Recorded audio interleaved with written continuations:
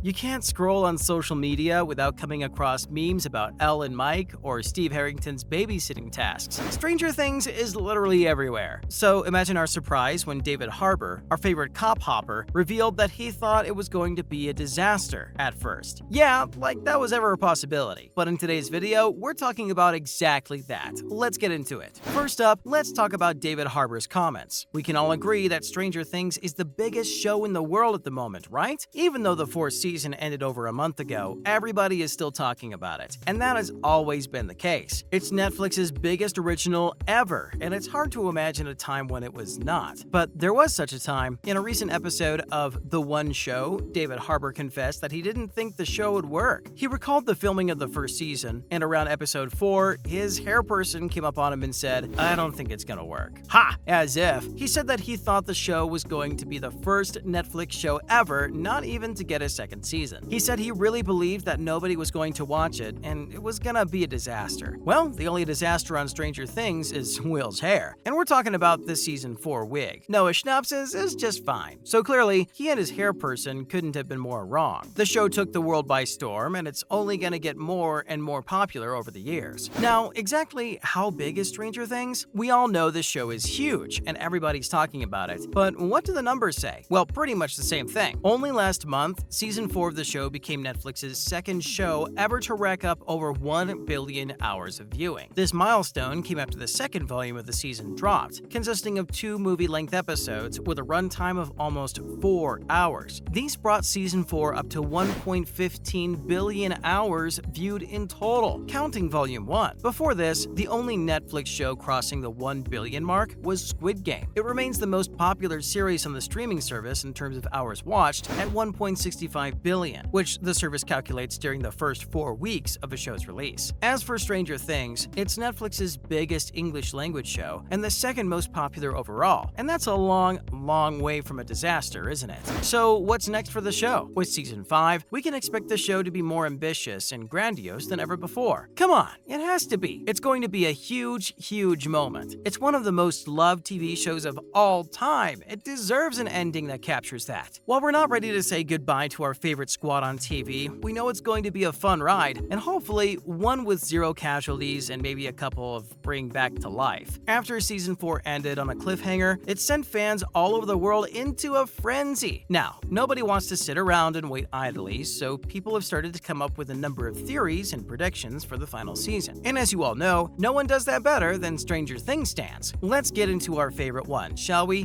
First up is Will the final big bad. We know what that sounds like. What's adorable little Will gonna do? But hear us out. He's been sidelined from the main plot for a couple of seasons now, and for a show that's so smart, that hardly seems like an oversight. So some fans have been wondering if they're building up to something huge. We already know Will has a connection with the Upside Down. What if it's not all fun and games, and the only way for him to get rid of it is to become it? We don't know about you guys, but we're getting goosebumps just thinking about it. Next is Eddie Munson coming back. Please, please let this happen, pretty please. Very quickly, Eddie became our favorite of the show, and then they took him away from us. You monsters! And while we're still recovering from that, we're also keeping our fingers crossed for a revival. Now, it's not like this show hasn't done it before. It's really not a reach. Some fans believe that Eddie will come back as Cass the Bloody-Handed, a character from the Dungeons & Dragons lore, and he'll play a key role in the final season. Also, Joseph Quinn has never denied his involvement in the 5th season, so here's hoping. But what are the creators' plans? In a recent interview, Matt Duffer discussed how for the first time, things don't really wrap up by the end of the season, so they have to keep it going. He said he wasn't sure if the story would be moving at 100 miles an hour at the start of the next season, but it'll be moving pretty fast and the characters will already be in action. He revealed that everybody was going to have a goal and a drive, and that'll give the last season a very different feel than the previous ones. Well, that clears up absolutely nothing, but we're excited all the same. Keep Steve Harrington safe, let someone hug Will, preferably Mike, and bring back Eddie. That's all we want. Still, the plans seem bigger than ever. It was always going to be huge, David. There was never another choice. But that's all about how David Harbour thought Stranger Things would be a disaster. Now, let's move on to some other related news. First up, do you want that cool jacket from the show? The 80s fashion is just one of the many, many things the show is fantastic at. And guess what? You can own a part of it forever. Remember Hopper and Joyce planning their escape from the Russian prison cell? And when they find shipping containers full of American goods, Hulk Hogan tees, moon boots, and red, white, and blue ski jackets? Well, like most of the show's costumes, those jackets were reproductions of vintage pieces commissioned by Amy Paris, the costume designer. And for these puffy ones, she reached out to Crescent Down Works, a small family-run brand from Seattle back in the day. And if you thought those looked super comfy, super warm, super pretty, you can pre-order yours right now. Crescent Down Works is going to be releasing a limited number of Stranger Things Season 4 down sweater, and they've said that if there's enough demand for the second one, they'll get onto that ASAP too. Now, they're priced at a whopping $875. But hey, is it not worth it if you get to own a piece of TV history? Moving on, Amazon Prime's answer to Stranger Things. Amazon just released Paper Girls, and it's a sci-fi show about a bunch of 80s kids placed in scary, supernatural situations. Sound familiar? And get this, reviews are calling it even better than Stranger Things. While that may sound a bit like blasphemy, don't knock it down before you watch it. It's currently rated 87% on Rotten Tomatoes, and the critics are raving about it. So, do you also have a Hawkins-shaped hole in your heart? Head over to Prime, and who knows, maybe you'll like it more than the Netflix show. After all, it's more diverse, doesn't shy away from queer storylines, and it's got time travel. Yeah, we know, it sounds a bit like Twin Peaks, but then again, doesn't everything? And finally, Gaten Matarazzo on Eddie's death and friendship with Steve. While we're in complete denial about, you know what, the cast isn't afraid of talking about it, and everybody's been asking about it too. Gaten Matarazzo, our beloved Dustin, recently spoke out about how he thinks his character is going to be affected by Eddie's death. We don't know about him, but we've certainly mourned Eddie a lot anyway. He said that Dustin had dealt with loss in the past, and he's seen horrible things, but never this close. He had his new bestie brutally die not just in front of him, but directly with him, like literally in his lap. He also said that to go out of the Upside Down, he would have had to leave Eddie there all alone. We hadn't thought about that yet, Gaten.